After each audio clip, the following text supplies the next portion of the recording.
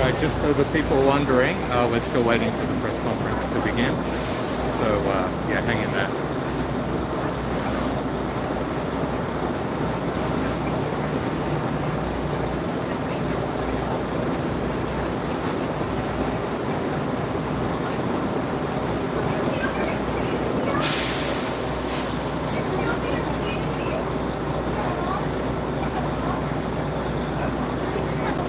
They're making an announcement about something to do with the bus network, so we'll all find out very soon.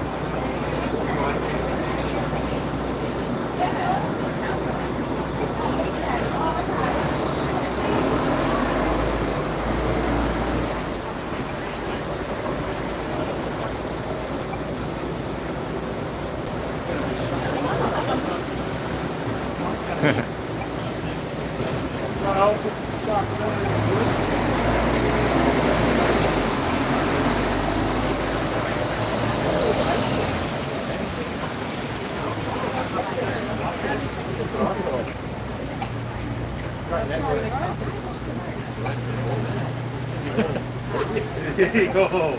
Took him an hour.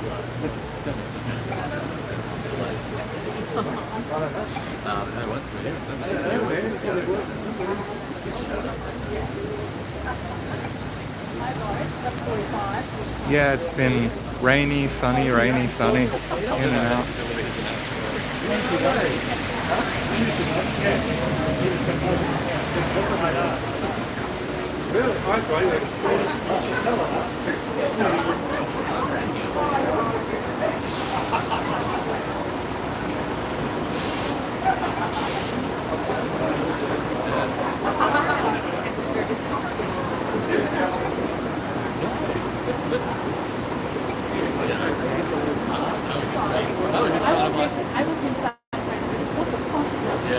Hang in there, folks.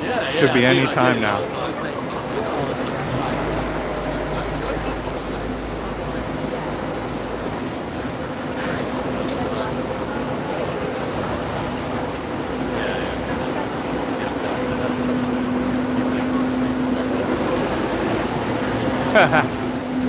No, I think it's going to be Schrenner, the Lord Mayor. I think Brent Mickelberg was meant to be here as well, the Minister for Transport. But we'll see what happens. Nobody's showing up yet. We're like 9 minutes from when it was meant to start.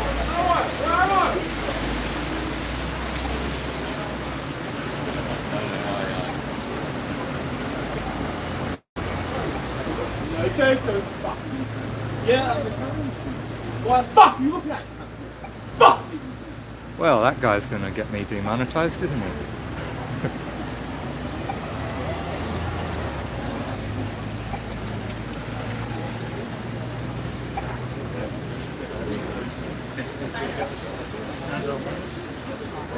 Alright, looks like it's happening.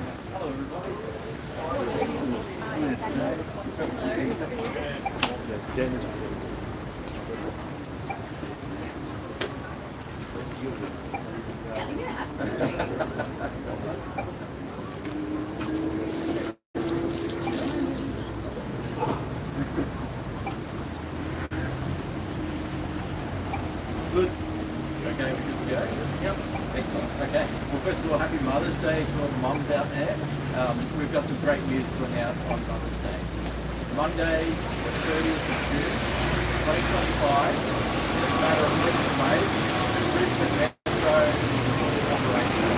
So what you will see is the new M1 service coming on board, and also a brand new bus network on that day as well. It will be the biggest change that we have seen in Brisbane's bus network in decades. We will see 160,000 extra services added to the network each and every year. We will see more metro services coming online, and we will see the opportunity to get even more people on public transport. We've already seen some great figures when it comes to metro. Since we started operating first metro services on the 28th of January, we have seen over 1.1 million people carried on this metro. That is phenomenal. In just over 3 months, we've seen 1.1 million people on board metro services. When we start the new round of metro services on the 30th of June, we're also adding new bus services. We're adding extra capacity, boosting frequencies, and it's all about keeping Brisbane moving and getting more people on the public transport. I'm going to hand over to Kevin Victoria, the head of council, and now we hand over from RSQ as well, and then go to questions. Thanks. Well, thank you, Lord Mayor. What a great announcement to be in the beautiful city this morning. And I do want to say happy Mother's Day to all the mums, particularly my mum Christine and Sally, who I started a very wet Mother's Day classic run on the Sunshine Coast this morning. Look, this is a hub of activity right here at South Bank, and I want to congratulate the Lord Mayor, Councillor Murphy, Brisbane City Council for the expansion of not only services but the metro. The vision of metro is just an amazing opportunity for what was Brisbane. But I'm sorry, Lord Mayor, we're going to steal a bit of it because we need more metro. We need the metro to go to other places like the Wave on the Sunshine Coast. So we certainly have looked at the leadership of the Lord Mayor and the Brisbane City Council as we head to 2032 and beyond. The state government are particularly pleased to be partnering going forward with the Brisbane City Council as we look to expand the metro, expand the connectivity. When we promised a 100-day review for the games delivery in 2032, it was about generational infrastructure, road and rail projects. And we will now work with the Brisbane City Council over the next few years to work out the connection plan, the connectivity between cities, the fast rail to the Gold Coast, the Wave to the Sunshine Coast. And at the heart of all of that is Brisbane. So Lord Mayor, thank you to you and your team. And finally, folks, this of course is a cost of living issue, and that's why the government made permanent 50-cent fares for everybody jumping on these buses today.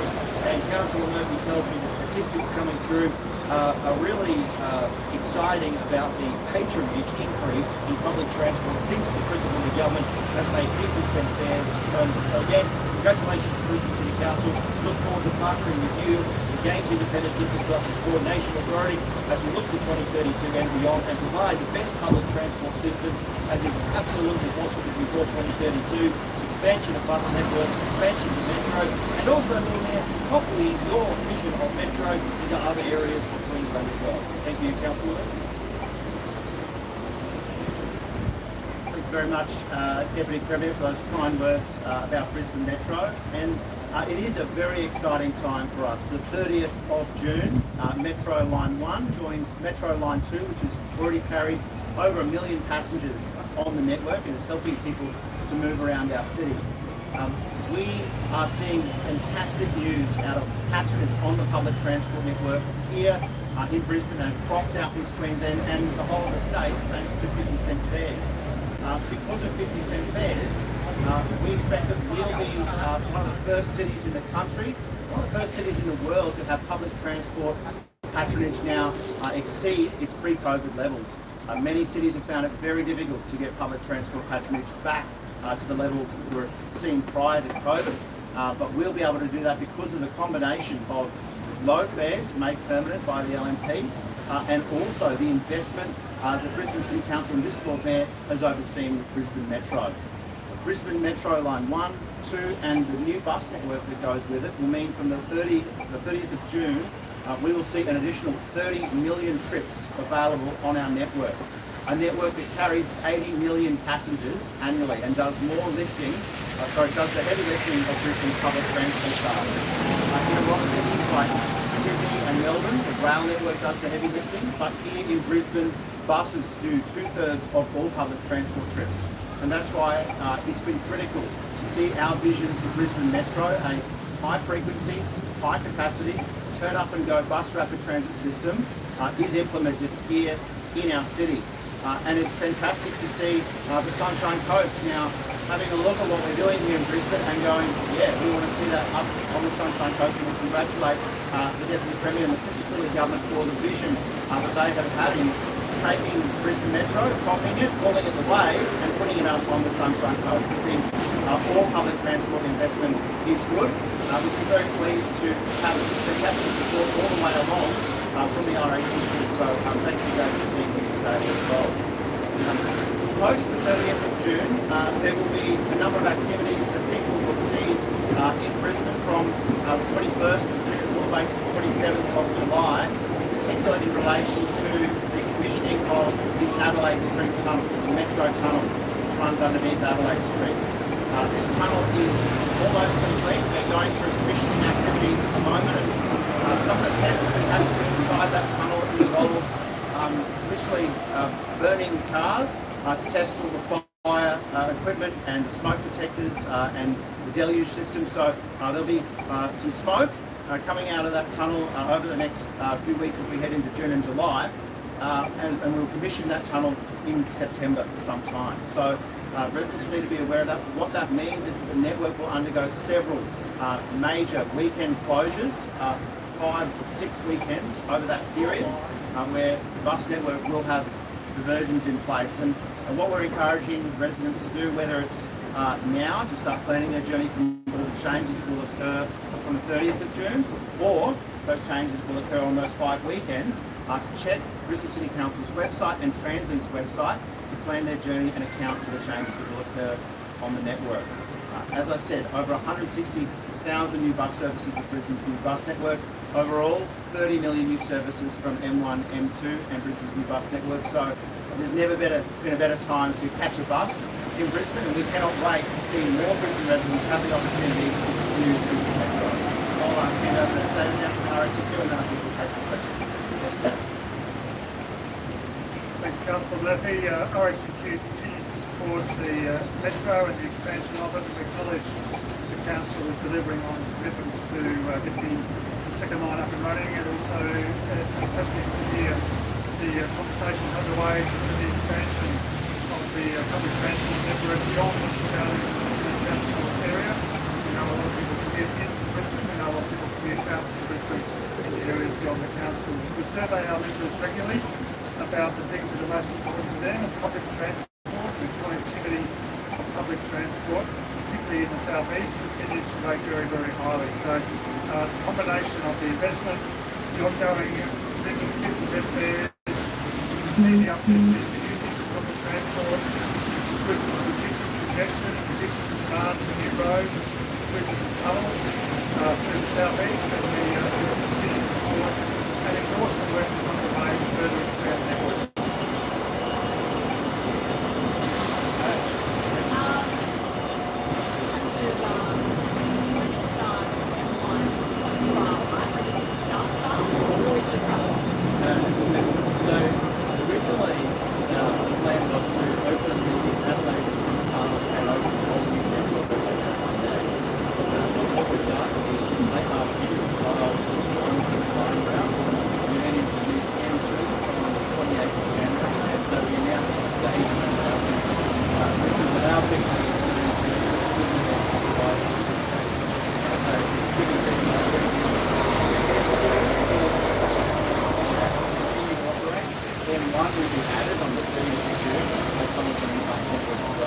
But as Councillor Murphy mentioned, there's still commissioning work that needs to happen to the Adelaide Street Tunnel. That's making sure the tunnel is meeting all of the tests, passing all of those tests, includes the fire and life safety systems as well. So that will happen. There will be some changes while that testing goes on. But once we start Metro on the 30th of June, it's not stopping. So got a permit. Absolutely. And the other great news is that just recently we had the federal government put money to the rapid business case for the expansion of the Metro as well. And so that can look at other areas in Brisbane that we know Metro will benefit from. That includes the Eastern Corridor, up on the north side of the Henry Road Corridor, to the airport, and down south to Sydney as well. So what is the next line after M1? What will be the next? So M1 comes from the new bus network, and so that will change around 70% of all bus services will have some changes, and it's about adding extra services for frequency. So even if people aren't catching the metro on the 30th, there will be improved services as well. So citywide benefits that will come on the 30th of June. And obviously, as Council mentioned, there will be some weekend changes in the network. Sorry, is it that it'll be that metro once? So like what, Oh, I'm just so wondering like the what business times- case will determine which is the next metro line to be added, and so obviously we're working with federal government, the state government, to determine which is the next one that can bring online. and how many services are on? So on the 30th, the peak hour service is probably 5 minutes. So, and then that will be able to queue up to around 5 minutes and a half, 8:30. But on the evening,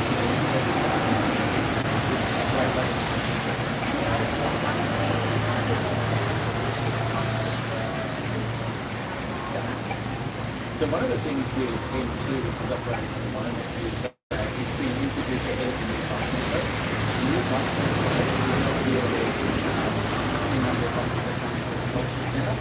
And so we're making changes to make sure that there's bottlenecks that occur at the culture centre are reduced at all culture centre. So 30th of June, that will reduce the bottleneck at the culture centre. Even as we're extending just how many buses come.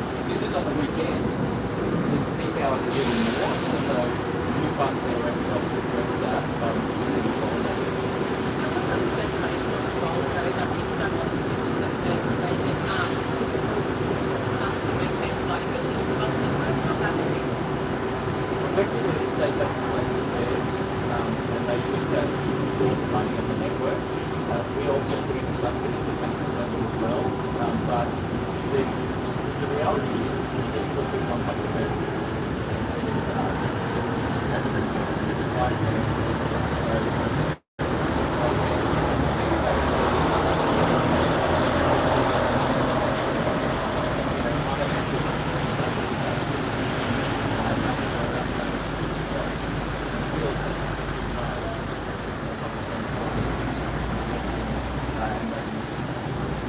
And in that 5-week period where this is testing happening, what are some of the diversions and impacts and how broad Councillor is that Murphy is impact? across those ones.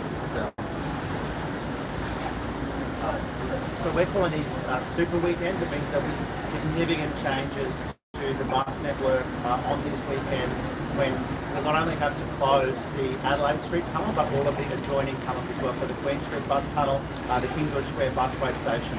So this will mean a lot of buses that are coming into the city will have diversions through Roma Street, down George Street. The best way to plan around those will be to check the Transit website to see if your bus service is affected. A large number of bus services will be affected on those weekends if your bus comes into or through the CBD. So we're working on lots of planning for those changes to make sure they're as seamless as possible. But when you close those busway tunnels, really there's no way around it other than to have all of these buses on the surface streets. So it will mean if you're used to your bus being in a tunnel, it will be on the surface streets, and where you board and alight may change. And are there any major like sporting events, things like that, in that time frame that could make a big conflict, I guess? There are some big sporting events on those weekends, so we're working with particularly the Suncorp Stadium and the Queensland Government to make sure that all the usual bus services that are in place for those events have their services, but the regular network that is happening underneath that is also supported. So there's lots of work and lots of planning for the Metro team through Translink happening around those to make sure that visitors aren't inconvenienced as well.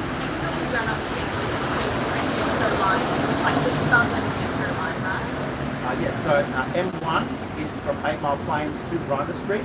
It's also the line where the vast majority of serious changes to the bus network will occur. So Brisbane has over 200 bus routes, and 2/3 of those bus routes will see changes as a result of this new network from the 30th of June. So there's a very high chance that your bus service will be affected, at least in some small way. For some people, it may just be a change in stopping location in the CBD. For others, it might be a change to the way that the route operates through their suburb. Different stops will be used. For most, 85% of trips will be faster or the same, and 15% of trips will be slower. but overall what we will see is a significant reduction of the buses that are in the CBD, clogging CBD streets during morning and evening peaks. We will take those buses out of the CBD, reallocate them into the suburbs. That's what Brisbane Metro has always been about, replacing large numbers of those smaller buses that carry 70 people with mega buses that carry 170 people.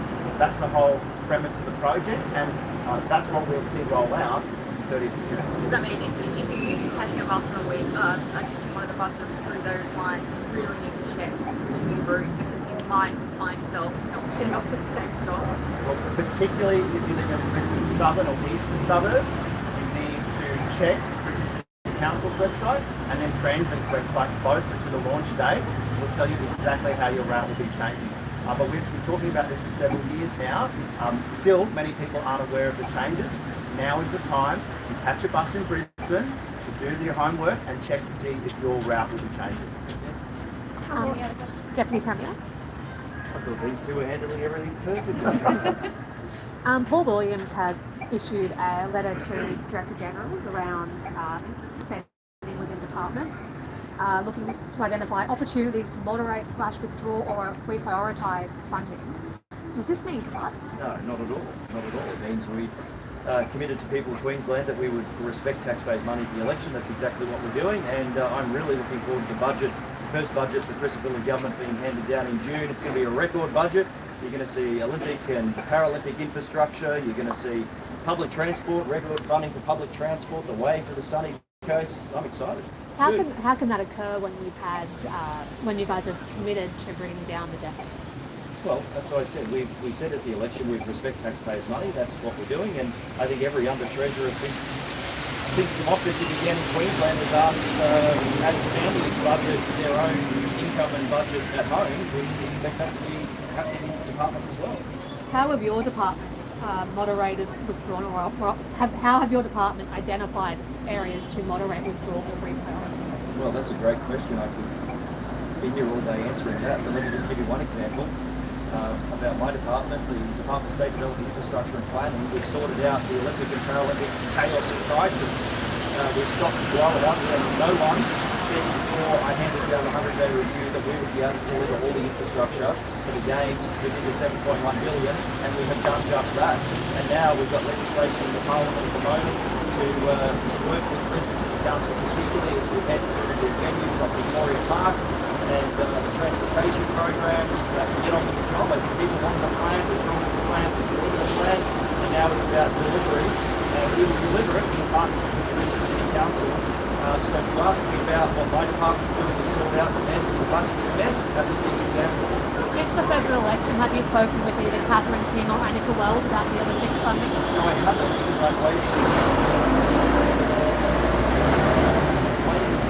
the Prime Minister to announce it to the Cabinet, with the ministers, and then I'll touch base with the ministers in case there's challenges to those ministers. So there will be wage funding in the upcoming budget? Well, I can't confirm nor deny what's going to be the budget. All I can say is it's going to be a record budget for the Paralympic expenditure. It's going to be a record health budget. It's going to be a record public transport budget. And because we've got to get on with the job, we've only got 7 years before 2032 to deliver all these programs within the 100-day review, and more on top of that we announced. So we're getting down to business. I know the Brent Nickelberg, the Transport and Main Roads Minister, worked very well with Councillor Murphy. We've got to look at the connectivity. We've got to look at the expansion of the metro, fast road, the Gold Coast, the way to the Sunshine Coast. And we certainly time's against it. So this budget absolutely has to address those issues, and it will. Is there time? Well, I don't think I hinted at anything other than saying, watch this space. Everyone's going to get excited. Stephen Miles has said that he is on transportation. Is there any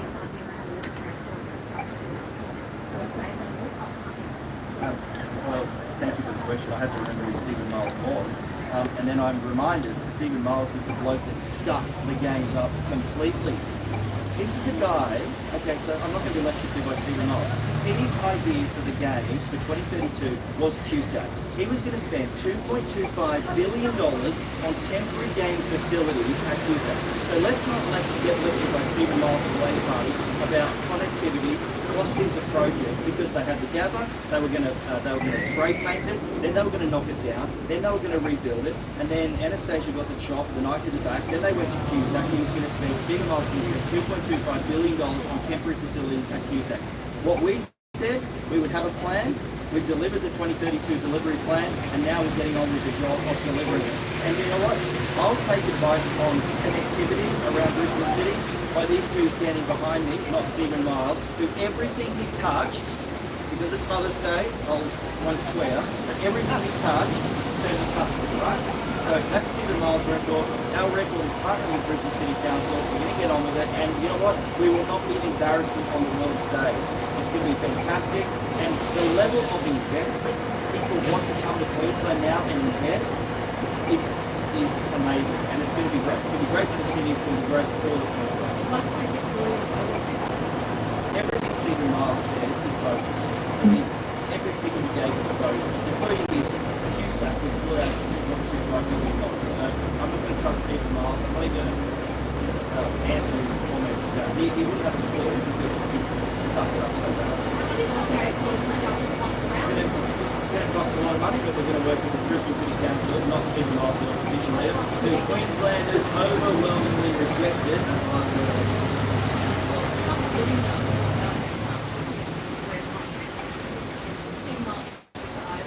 Queenslanders care about how they get to it.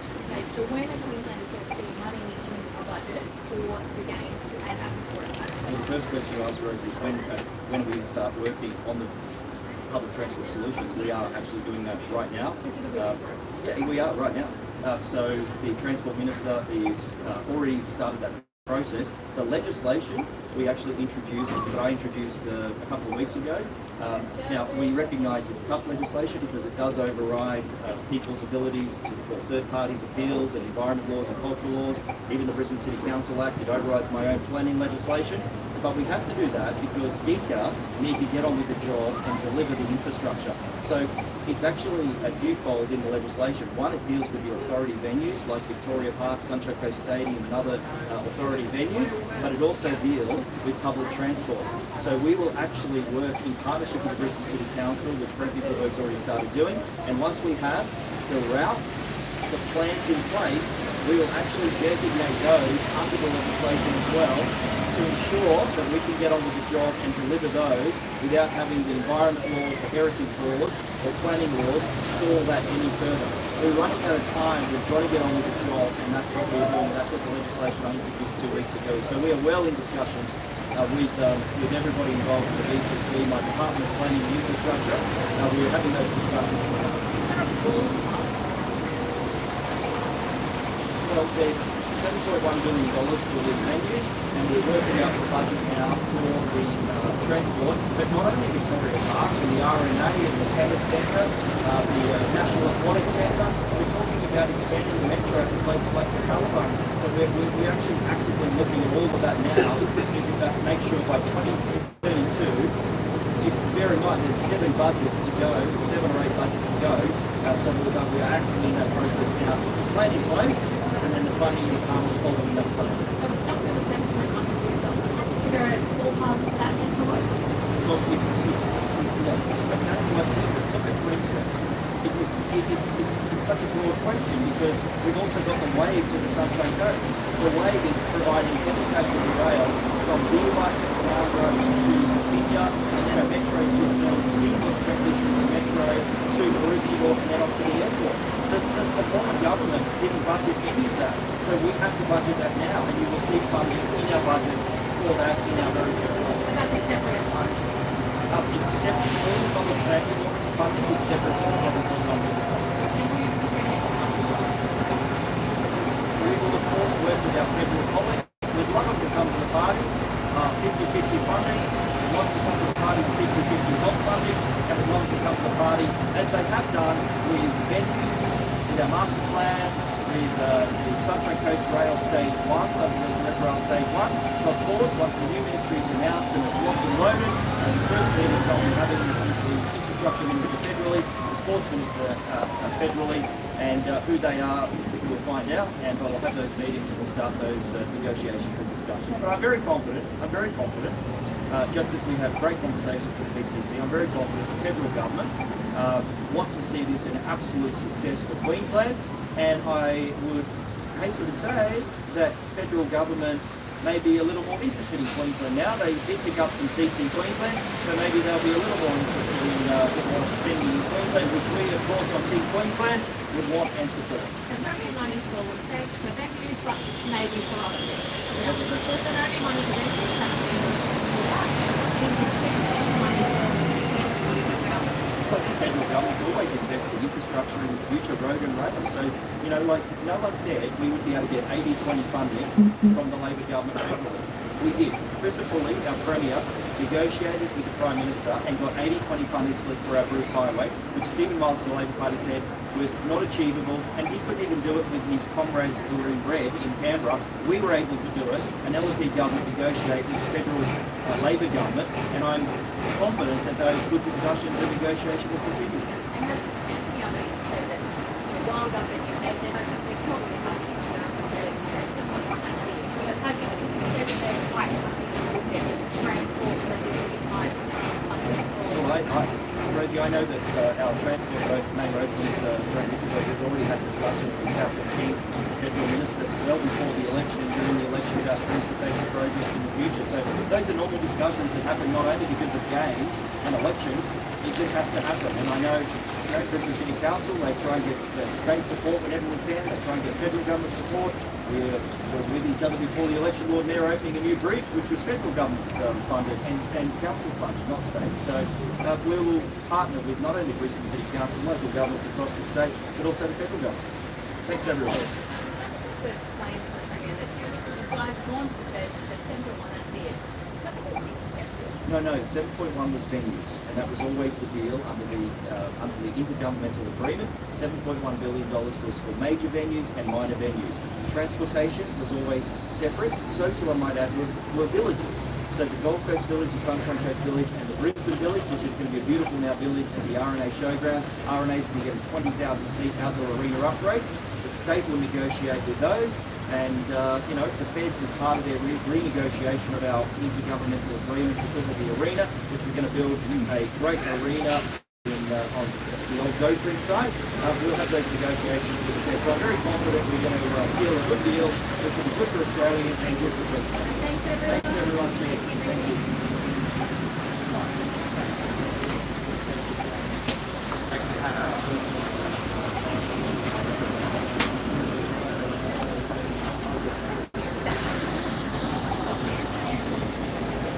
Alright, well there we go. I can talk now. Let me just stop this recording. Alright.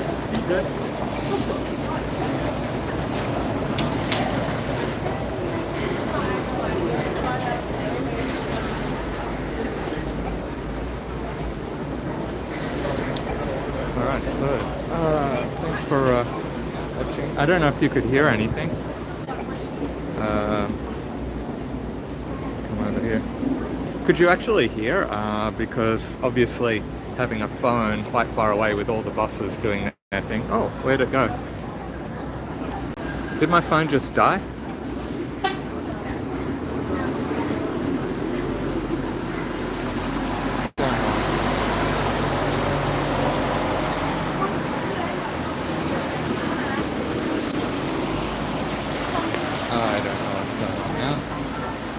I think my phone has died. If you're still watching, I'm seeing nothing on my phone and I can't start it up, so I'm just going to be talking to the air until I figure out what happened. Let me get a card, see if I can.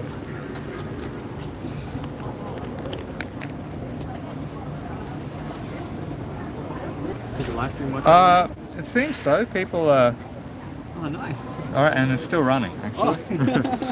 But my phone died. So I don't know what happened. I don't know if it paused or what, but it's running again now. Maybe just overheated. Yeah, it's not hot. Ah, yeah. Weird. Anyway. All right. Well, anyway, we'll see how the audio went as well. All right. So yeah, what happened while I couldn't see anything on my phone. The screen went dead and I couldn't start it up again. Don't know what happened there. Have a look at the chat, see what's.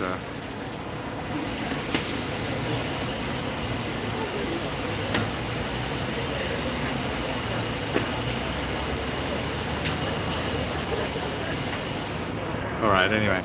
I'll probably just end the thing now that that's over. Yeah, but let me know if you're still hanging in there, still watching. How was the audio? Could you actually hear what they were saying? Because it's pretty noisy with all the buses and stuff. You can hear me now, but what about when the councillors and the minister were talking? Is it audible?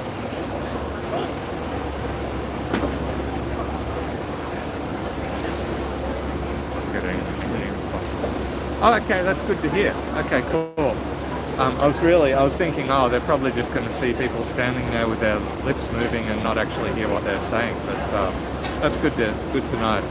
Not that, yeah, no, I won't give my opinion. Anyway, yeah, so thanks for watching anyway. I'm going to jump on the bus and head home so that I can go and do some last minute shopping for Mother's Day for my mother, get her something, get her a gift and go around, give her a visit. But thanks for watching. Hope there was some interesting stuff in there, and yeah, but I got it all on the proper camera, and hopefully the audio is okay.